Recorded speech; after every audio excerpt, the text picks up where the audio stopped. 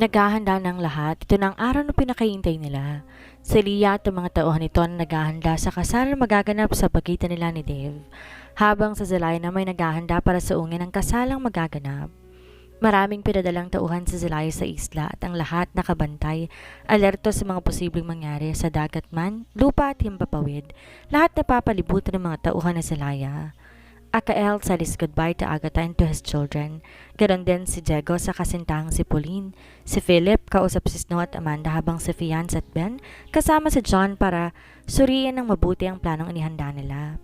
Luluwas sila ng syudad para salubungin ang kasal ni David Zelaya. That bastard, anong akala niya? Damsel in distress siya at nida na pagtanggol? Ines na tulad ni Ben na inilingan ni Fiance pagkatapos ng pag-uusap nila ni John. Ironic, isn't it? Most of the love story, it was the prince who saved the princess, but this time it's different. Natatawang sabi ni Fiance. Nang makabalik sa kanila si Stephanie, agad nang nalaman nila ang lokasyon ni Dave, but Zelaya instructed them na huwag mo nang sugurin dahil mas lalong mawawala sa kanila si Dave. Kung maaga nilang isasagawa ang plano, mas maghihigpit si Leah dahil alam nilang lahat na she is so obsessed with Dave. Kaya nga, si Zelaya pa magliligtas sa kanya? Dagdag ni Ben, tinawanan ni Fiance. Kayo talaga nakidnap na ngayong tao, ginanon niyo pa. Komento ni Angie nang marinig ang usapan ng mga kaibigan. Kidnap his ass? Naiinis pa rin sabi ni Van even though deep inside, ramdam niya yung kaba sa dibdib para sa kaligtasan ng kaibigan. Tito, please, isama niyo ako? Pagmamakaawa ni Ino kay Ben.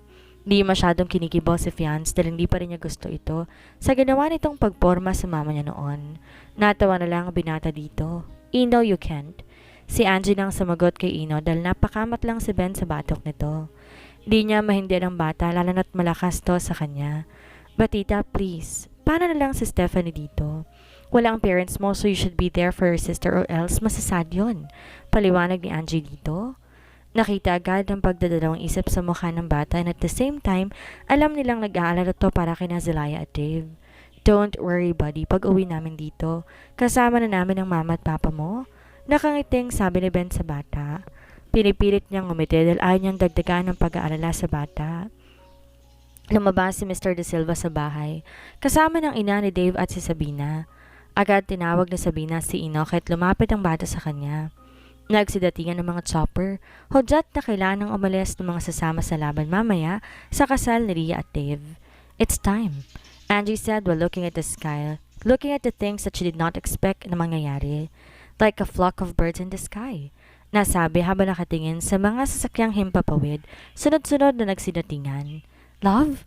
Dave sighed for the nth time. Nakatingin siya sa malayo nang pumasok si Ria sa kwarto kung saan siya naupo at nakatingin sa labas ng bintana. Walang emosyon ang mata ng balingan ng tingin si Lia, nakabaliktaran sa kanya. For Lia, para na siyang idinuyan sa langit dahil dumating na ang pinakaaasam niya. Hindi ka ba excited? It's our wedding day tomorrow, sabi ni Lia. Lumapit siya kay Dave at tinangkang halikan to sa pisngi, pero umiwas ang lalaki. Nasaktan si Ria sa ginawa ng binata pero sinawalang bahala niya to dahil para sa kanya ang importante ikakasal na sila bukas ng lalaking matagal na niyang pinapangarap. I can't believe magiging asawa na kita, ani Lia na masayang masaya. Good for you, matabang na sagot ng binata at ininom ang beer na nasa lata. He was drinking all day. Hey! Umalma si Lia. Di niya nagustuhan ang sinabi ni Dave. You better sleep dahil ikakasal na naman tayo bukas. Sabi pa ni Dave sa dalaga kaya't pumalik ang sigla sa mata nito. What a freak! Ani Dave sa isipan habang nakatingin kung paano mag-change ng mood si Lia. Alright, good night my love.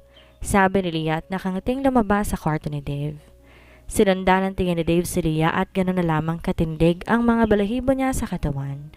This is what it feels like to marry a psycho. Kinilabutang aniya at inubos ang alak na nasa lata. Kung walang alak, hindi niya maatim kausapin si Lia ng normal dahil alam niya sa sarili niya na kung kasama niya si Lia habang buhay, sa mental hospital ang bagsak niya. Vios, how are they? Tanong ko kay Vios nang makita ko to. Agad akong lumapit sa kanya at niyakap siya. Hey, you shouldn't do that. Natatawang aniya kaya't sinamaan ko siya ng tingin. What? Totoo naman kasi because you are the heir. Leader namin so walang ganito sa pagitan natin. Lalong sumama ang mood ko sa sinabi niya. Agad ko siyang sinapak at sinamangutan. Tumalikod ako sa kanya kaya lang bigla niya akong hinigit at niyakap. Totoo yung sinabi niya pero bahala na. Ngayon lang naman eh. Welcome back, sabi nito. Nakarinig kami ng click ng camera sabay kaming napalingon dito. Lagot ka, Viosdado, isusumbong kita kay Dave. Natatawang sabi ni Sydney habang may hawak-hawak na camera. Hoy, pangit. Nagpalitan ng tingin ko sa dalawa. Magkakilala kayo? Tanong ko at sabay naman silang napakamot sa ulo na para bang may mga bagay na hindi nila kayang sabihin. Ano kasi ate, it's a long story.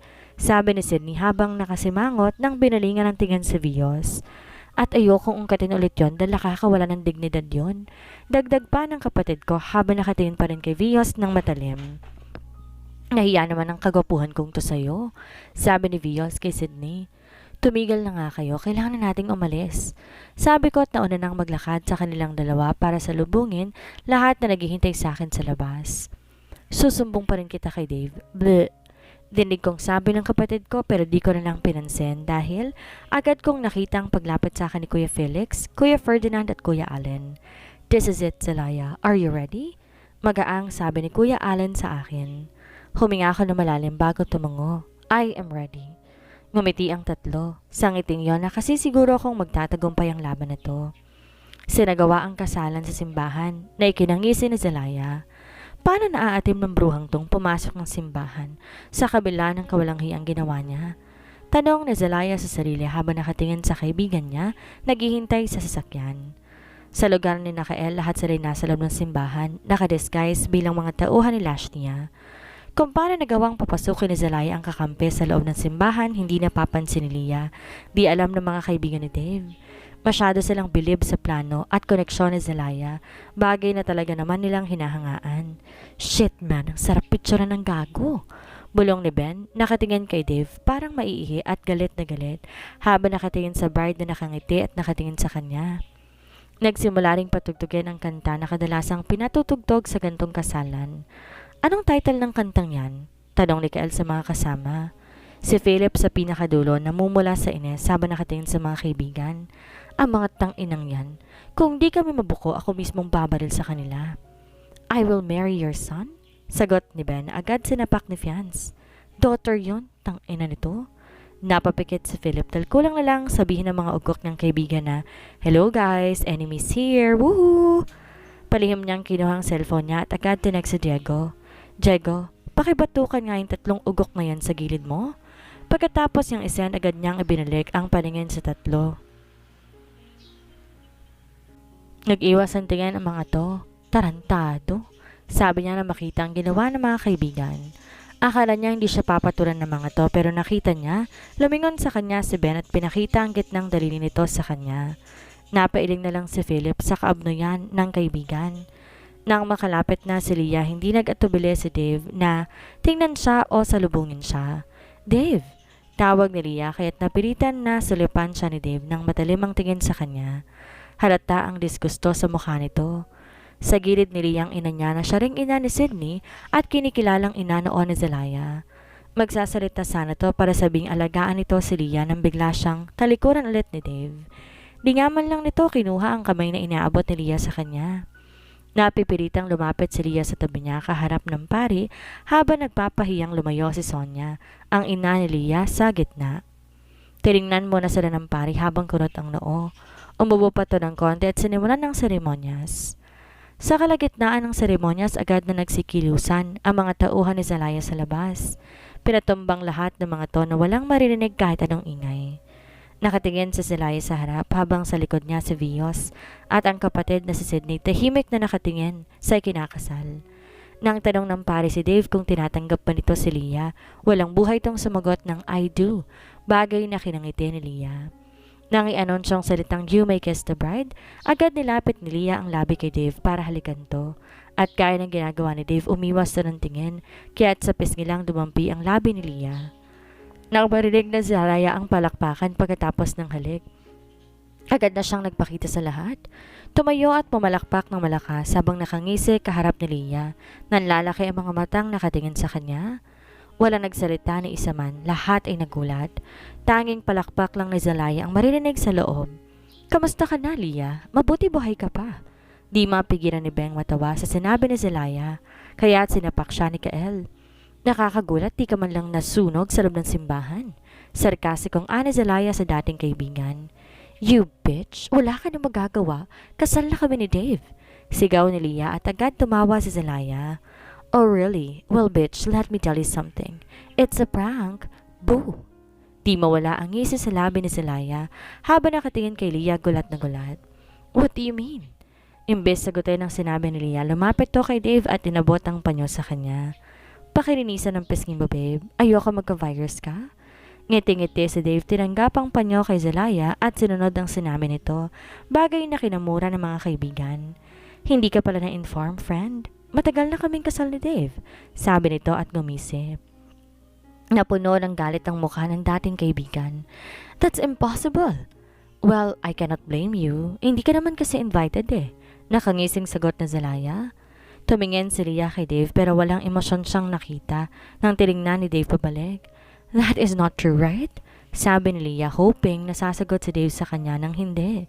It's true. We got married 3 years ago. 3 years ago nang maabutan ko si Dave sa sofa at malalim ang iniisip. That time niyakap niya ako, iniisip niya paano patitigilin ng mama niya na ipakasal sila ni Amanda. Babe, tawag niya sa akin? Malaking problema niya at ramdam na ramdam ko yon. Pakasal na tayo. Di agad ako nakakilos sa binitawan niyang salita. Seryoso? Hindi ba siya nagbibiro? Kailan? Tanong ko at sinakyan ko lang. Di ko rin naman alam kung totoo o biro lang niya. Ngayon. Ano? Anong joke na naman ba to? Pwede ba yon? I'm serious, babe. Magpakasal tayo ngayon.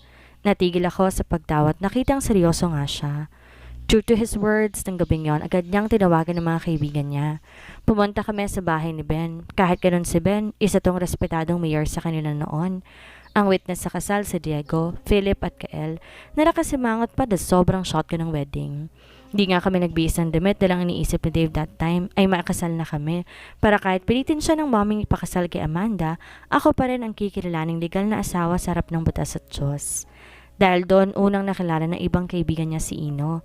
Kaya nang pumasyal ng mga kaibigan niya sa bahay, sa panahong nag-bake ako ng cake at brownies, malapit na si Ino sa mga to. That's our late celebration sa wedding namin ni Dave, namin nadali namin at nilihim sa lahat. I thought invalidate yon nung walang kami ni Ino dahil sa aksidente.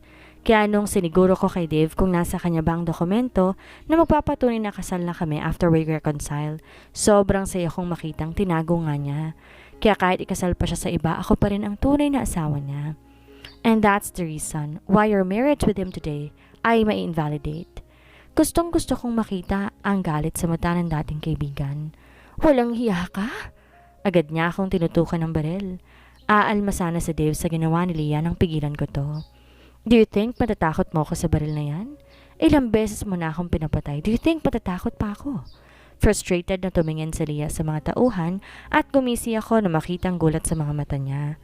Ang mga taong inihanda niya nakaupo lang. Bawat isa sa kanila may baril na nakatutok sa uluhan.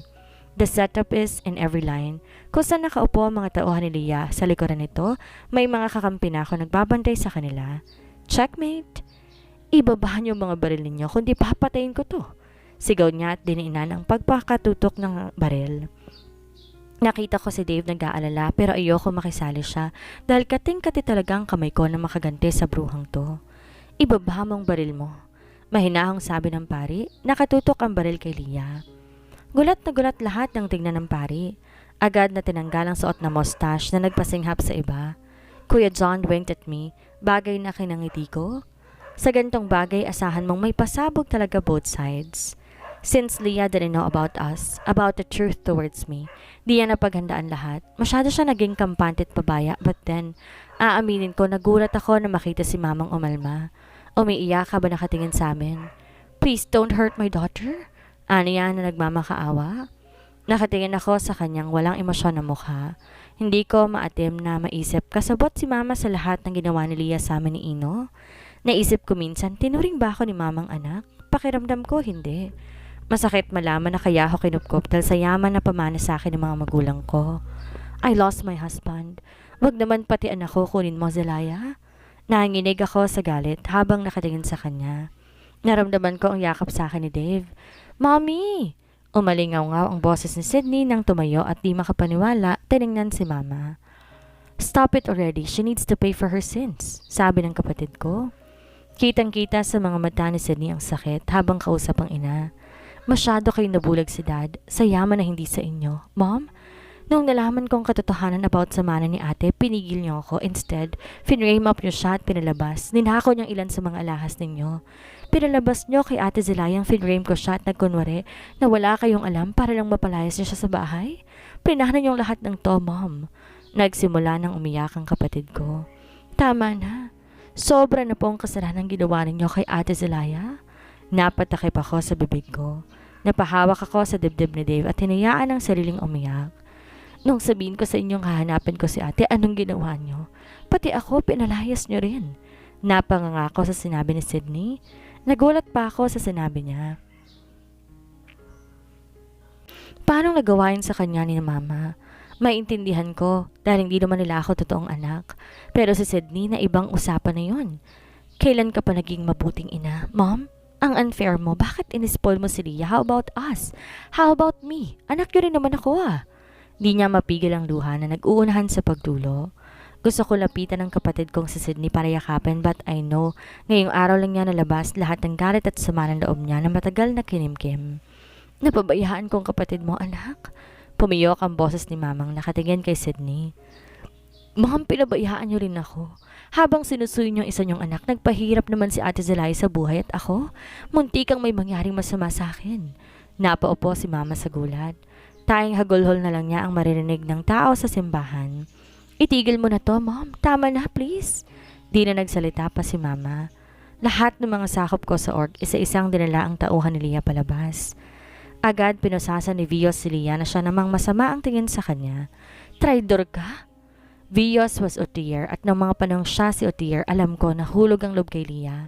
Alam ko di naging madali sa kanyang lahat at alam na alam ko. For 3 years na kasama ko siya, alam kong may ibang itinitibok ang puso niya. I'm sorry. Tayong nasabi ni Vios dito. Tumahimik si Leah at may luhang kumawala sa mga mata niya. I'm sorry because I killed your dad. Dagdag ni Vios pero umiwas na lang si Leah ng tingin na para bang alam niya ang nangyari, bagay na kinagulat ni Vios. Alam mo? Di makapaniwalang tanong nito sa kanya. Di sumagot si Leah, kusang sumama kay Kuya John. Let's go. Gusto ko siyang saktan pero sa narinig kong usapan ni Vios, nakahinga ako ng maluwag. She's still my friend. Maraming alam ang meron kami na nagawa sa loob ng maraming taon. Kaya masyado ko nasaktan sa ginawa niya. Lahat palang pinakita niya ay puro kasinungalingan lang. I'm glad. I whispered. You're so kind, babe. Sabi ni Dave at hinilikan ako sa gilid ng ulo. Ang naiwan sa loob ng simbahan ako, si Dave, si Sydney na dinaluhan ng asawang si Sebastian at ang mga kaibigan ni Dave. Si Vios agad sinundan si Kuya John para ihatid si Leah sa paglalagyan nito. Nilapitan kong kapatid ko at niyakap. It's okay. Bulong ko at pinakakalma siya. Pati si Mama makukulong dahil kasabot siya sa gulong ginawa ni Leah. Ate, si Mommy. Dahil walang koneksyon ang gobyerno sa kalakaran namin, sa ibang kulungan dadalhin si Leah at ang mga kasamahan nito, kung saan hindi madadalo ng sino man. Di ako sumagot at nanatiling yakap lamang ang kapatid ko. Alam ko mahirap to kay Sydney dahil kahit ano pang mangyari, ina niya pa rin si Mama. Tayong magagawa ko lang damayin siya sa pagdaraanan niya dahil yun talagang role ko bilang kapatid niya. After years of being miserable, it comes to an end. Ang buhay na pangarap ko noon, hindi ko akalain na mangyayari ngayon. Yung tipong tahimik at walang gulo. Nasagot lahat ng katanungan sa sarili ko at magbabayad ang mga taong nagkasala. Wala na akong mahihiling pa. Tumingin ako kay Zeb at alam niya ang gagawin. Inakal niya kapatid ko para iuwi. Sydney needs to rest at mamaya magiging busy na kami sa White Palace para sa isang pagpupulong. Kuya Felix, Ferdinand and Kuya Allen, may nasakutan ni Leah para kumpiskay ng mga illegal na armas at droga. Niraid nila ang hideout nito habang busy ang lahat sa gaganaping kasalan. Lahat ng mga kayamanan ni Leah na galing sa masasama, kinumpiska para i-donate sa nangangailangan ng tulong. Lahat ng yon iniutos ko. Gusto kong gamitin ang pera para mas pag-igihan ng pagtayo ng mental facility sa bansa, lalo na nga't hindi biro ang mental health ng tao. Plano ko rin na mas palawakin pa ang bahay ampunan para sa mga batang nasa lansangan na kailangan na matitirhan at pagkain. Marami akong gustong gawin at sisimulan ko yon sa mga bagay na di gaano napagtutuunan ng pansin ng iba. Zelaya secured ng kumpanya. Napatin ako kay Philip. Tumango ako sa sinabi niya.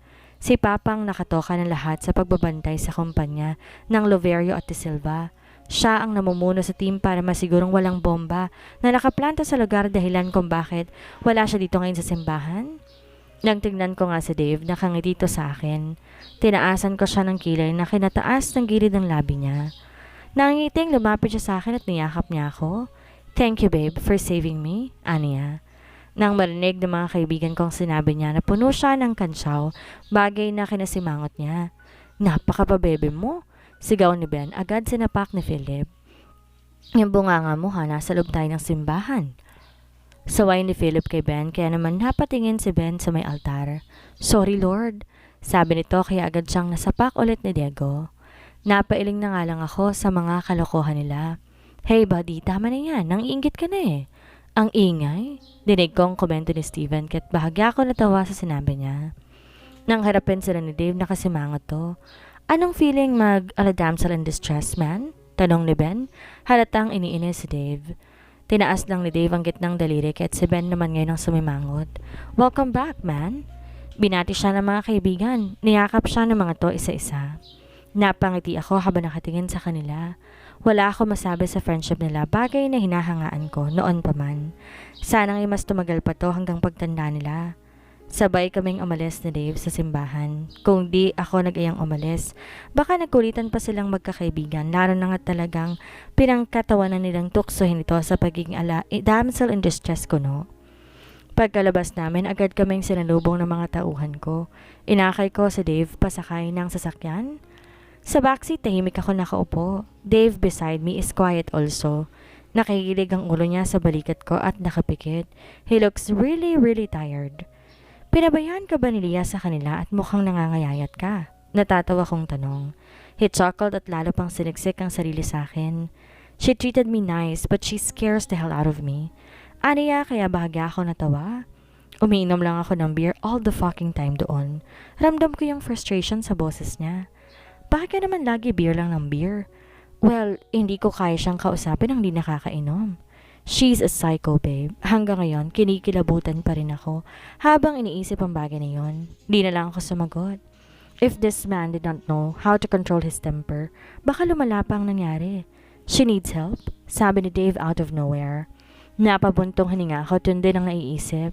She probably needed some help, lalo na sa kalagayan niya ngayon. Alam ko rin hindi biro lahat ng pinagdaraanan niya. Pag-uusapan namin yan mamaya. Is it okay na magpaiwan muna ako dito for weeks? Agad siyang napatingin sa akin at gulat na gulat sa sinabi ko. Why? Tanong niya. There are things that I need to settle first, lalo na't ako nang bagong humalilis sa ama ko ngayon. Tumitig lamang siya sa akin.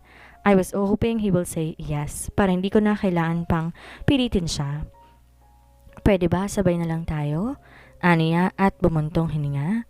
I miss you so much, babe, at sobrang tagal na nating hindi nagkikita. So, I won't agree na hindi natin sabay uuwian ng mga anak natin. Seryoso pang sabi niya. Hindi na lang ako nagsalita at tumango. I know right away na hindi siya papayag. But then, I was really hoping. Nakasunod sa amin sina Philip. Plano ko nga sanang dumiretso sa White Palace ngayon. But since the verdict will be done tomorrow night sa bahay ng isa sa pagmamayari ko kami nagpahatid, plano ko magpahinga muna para makahinga rin na maayos si Dave. Pagdating namin sa bahay, agad kaming pumasok ni Dave. Ramdam na ramdam ko ang pagod niya. Totoo. Dahil pagpasok namin, agad siyang pumasok sa sofa, kagaya ng bagay na kinailing ko. He must be tired. Ginutom siguro to ni Lia sa poder niya. Agad na akong dumiretso sa kusina para magluto. Masyado nang maraming nangyari sa araw na to. Noon, sobrang laki ng problema gaya nito, but now, why do I have the feeling na maliit lang ang problemang to? Maybe because I don't need to cry anymore, blaming people for unfairness that they throw to us? Masyado marami nangyayari sa buhay ko mula na makilala ko si Dave sa Canada. Parang roller coaster ang buhay namin eh. Di lahat ng taong sumubok sumaya. May ibang hindi at na-trauma. After that, what I learned when I met him. Dave taught me to wait, to be patient, and he made me a mother of 2 adorable children. Wala na akong mahihiling pa kundi makasama sila habang buhay. I'll wait you here. Tumango ako, lumapit kay Vios. Kanina pang nakatingin sa amin ni Dave. Nasa White Palace kami at kasama namin sina Philip, Kael, Diego at Ben na nasa labas naghihintay. Hindi sila pwedeng makapasok since they're not part of the org. However, Dave is an exemption since he is my husband, kahit di siya parte. Hahawakan sana ni Vios ang bewang ko gaya na nakagawian. Nang agad ko rin ni Dave ang kamay niya at sumaan ang tingin sa Vios. Don't you dare touch her, Vios. Humaba ang uso ni Vios at sinimangutan si Dave. Parang tanga naman to eh. Ani Vios, but Dave didn't let go of his hand.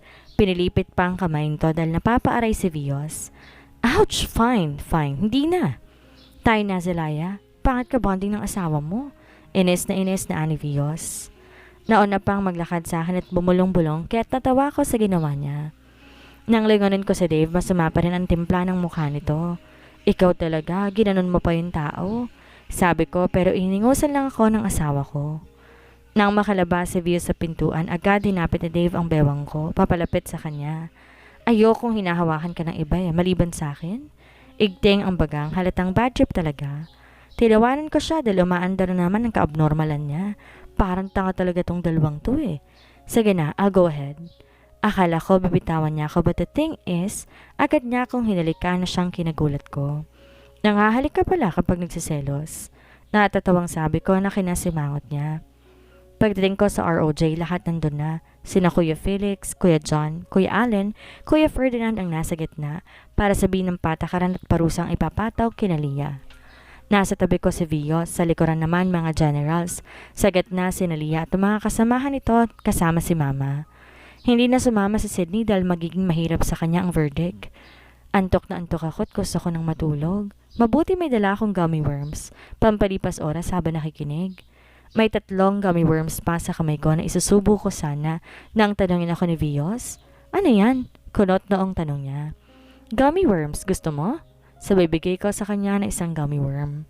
Lalong kumunot ang noon niya habang nakatingin sa akin. Alam mo ba kung nasan tayo? Tanong niya. Lumingon ako sa paligid bago siya balingan ulit ng tingin. Yes, sagot ko. And you were eating that weird worms dito? Is it bad? Napanganga siya sa sinabi ko at nag-sideways para makaharap sa akin. Agad niyang nilapat ang kamay sa noo ko. Wala ka naman lagnat? Hindi kaya nabagok yung ulo mo somewhere? Ano bang problema mo? Hoy Zelaya, I thought yung siloso mong asawa lang ang weird, pero pati pala ikaw. Aniya, baka lang kasi nakakalimutan mo na sa ROJ tayo at nagwa mo talagang kumain ng worms ba yan sa mga panahong to kung saan seryosong lahat? Sabay kaming napalingon ni Vios nang may biglang tumamang ballpen sa ulo nito. Nagulat kami na galingan kay Kuya Felix na masama ang tingin sa anak. Tinaas ang kamao niya, tanda na malalagot tumamaya sa kanya. Kasalanan mo to eh. Ani Vios sa akin pero tinawanan ko lang. Binuksan ko na yung purse, kumuha ulit ng gummy worms. Mukhang napansin ni Vios dahil sinilip niyang laman nun at nang makitang puro gummy worms to, napamura siya na wala sa oras. You're not Zelaya. Nababaliw na naman siya. Di ko na lang pinatulan dahil kung kakausapin ko siya, magdadadaldal na naman to. After Lia and her man were sentenced as guilty with their actions, agad silang dinala sa Europa para doon pagbayaran ang krimen. Nakatayo ako sa harap, nakatingin sa ibang nagpapaalam sa akin. Nasa gilid ko si Vios, nakatayo din gaya ko. Naangawit na yung paa ko kakatayo at ang ulo ko katatango. Huling nagpaalam ang mga generals na pinamumunuan ni Sebastian. Nang makaalis sila, saka ako umupo sa sahig at bumuntong hininga. Anong ginagawa mo dyan sa sahig? Nakaupo, di ba obvious? Tumayo ka na dyan, aalis na tayo. Ani Vios, kargahin mo ako. Tumigil ka, Zelaya, haba ka nakakalimutan mo. Muntik nang baliin ang baliw mong asawa tong kamay ko. Tumayo ako at nakasimangot na dinambahan ko siya. Ngumawi pa to habang sinasabi mga katagang yon. Gusto ko ipiggyback niya ako eh. Zelaya, ano ba? Gusto mo talaga paglamayin na ako mamaya, no? Para akong tertiary na nakakapit sa leeg niya habang palabas kami papunta sa kwarto kung saan si Dave at siya na may nagsimulang magsumigaw. Dave! Sigaw ni Vios Dadon animon lalambutsi ko siya. Lumabas si Dave na parang natataranta at nang makita ang ginawa ko, malalaki ang hakbang na lumapit sa amin but this time, nakataas ang kamay ni Vios na parang sumusuko sa pulisya. Huwag mo kung anuhin na, I'm innocent. Bumuntong hininga to at lumapit sa akin, hinawakan ako sa kamay. Babe, that's enough. Mahinang sabi niya pero umiling ako. Ayoko, gusto ko nga ipigibak ako ni Vios eh. Please babe, sandali lang naman eh. Pagmamakaawa ko pa. Ako na lang magpigibak sa'yo. Parang ayoko na siya magpigibak kaya umiling ako. I want Vios. Galit na binalingan ni Dave si Vios na pilit pa rin tinatanggal ang kamay ko sa leeg niya. What did you do to her? Hey, wala akong ginagawa sa kanya ha. And I think your wife is crazy. Na-overdose sa worms. What? I'm crazy? What worms? Nagugulohang tanong ni Dave. Bumaba na ako tumalokip-kip sa harap nilang dalawa. It's not worms. Galit na sabi ko kay Vios. It is slimy and it looks like a worm? It's not, don't lie. Naiiyak na ako. Anong tingin mo doon, butterfly? Tumingin ako kay Dave na naguguluhan ng nakatingin sa amin. It's not just worms, babe. Let me see.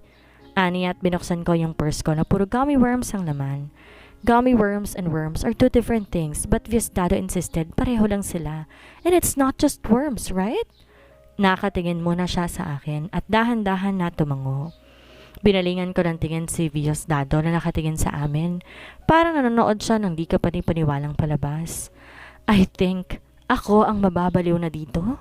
Aalis na ako sa lugar na to. Puro kayo mga weirdo. Bye! Aniya at umalis na nga. Don't mind him, babe. You're really beautiful, babe. Aniya at hinawakan ang magkabilang pisngi ko. Mababaliw ako kapag hindi tayong endgame sa huli. Hinalikan niya ako sa noo. Well, hindi ako papayag na hindi rin tayong endgame. Nakangiting sagot ko. Thank you. Why? For coming into your life? If he say yes, kakanchon ko siya dahil masyado ng cliche. For being horny that night. Aniya at humalgalpak ng tawa dahilan bakit nasapak ko siya. No, I'm not. Pagtanggi ko kahit ang totoo ako talaga ang unang lumapit sa kanya noon sa Canada. Really? Yes, and besides, ikaw naman ang mas horny sa atin, no? Sinudus mo pa nga ako ng ilang beses eh. Di ko tanda. Aniya at nakataas ang gilid ng labi. Yes, you are, not to mention na love at first sight ka sa akin. Buong pagmamalaki ko. He smirked. How sure are you? You fell for me the day that I started to disguise as your maid. Taas nung sabi ko sa kanya na kinalapad ng ngisi niya. He won't mind kahit ipagpilitan ko pang patay na patay siya sa akin. Lahat nga ng sasabihin ko tatanggapin niya eh. Nagkibit balikat na lamang siya at inakbayan na ako. Whatever. Sabi pa niya bago ko akayin pagkalabas ng White Palace. Agad namin sinalubong ni na Philip na nakaupo sa kalsada at mukhang may ginagawang kalokohan. You! Ako ang nanalo? Flush yung sa akin, 2 pairs lang yung sayo. Gigil na naman sabing fiance dito dahil kinukuha ni Ben ang pera sa gitna. Si Diego naman natatawang nagyoyosi at si Philip at Kael umiinom ng alak. Di pa nila kami napapansin. Hindi ba sila nahihiya sa pinaggagawa nila? Dinig kong tanong ni Dave habang nakangiwi natatawa sa mga kaibigan niya. Napalingon sa amin si Kael kaya't agad niya kaming tinawag at lumapit. Dahil sa ginawa niya sumunod si Diego at Philip. Kamusta? Tanong ni Kael. It's fine. Matatapos na rin lahat ng to. Nakangiti kong sagot sa kanya. Thank you for coming, man. Kahit kapapanganak pa lang ng asawa mo. Sige na, Dave. Ahit ako, hindi ko pa nakikita si Agatha eh. And I can't wait to meet her baby na. It's okay, Brute. Suportado ko ng asawa ko dito. Ani at nakipagkamay sa asawa ko. Let's go. Aya ni Philip sa amin. Tumango si Dave at inakay ako papunta sa sasakyan habang si Diego at Kael sumunod kay Philip naman papunta ng sasakyan nito. Iiwan ba natin sila Ben at fiance dito? Tanong ko sa asawa habang pinapandar ang engine ng sasakyan. Hayaan mo sila, nagtatalo pa yata. Iiwan ba talaga natin sila dito?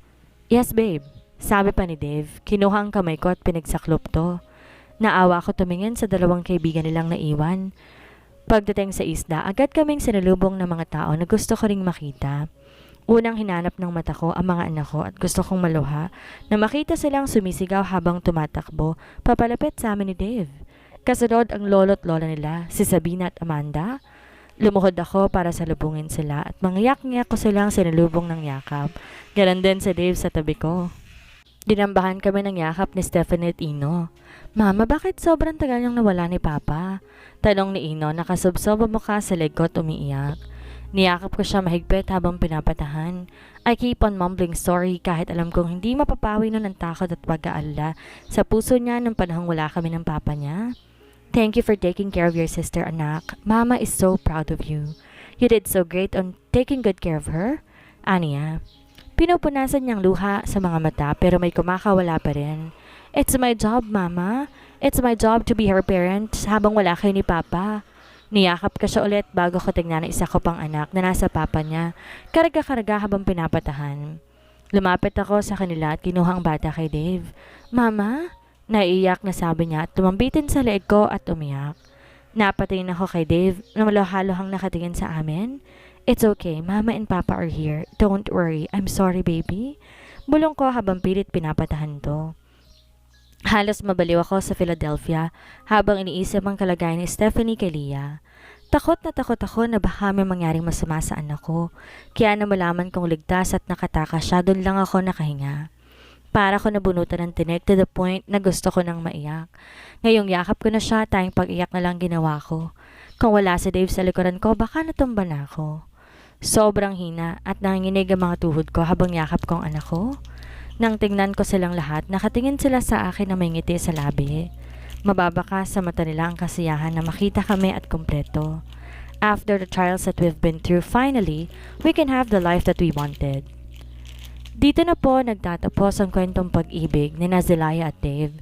Sana po ay muling samahan niyo ako sa panibagong kwentong ibabahagi ko. Happy New Year po. God bless!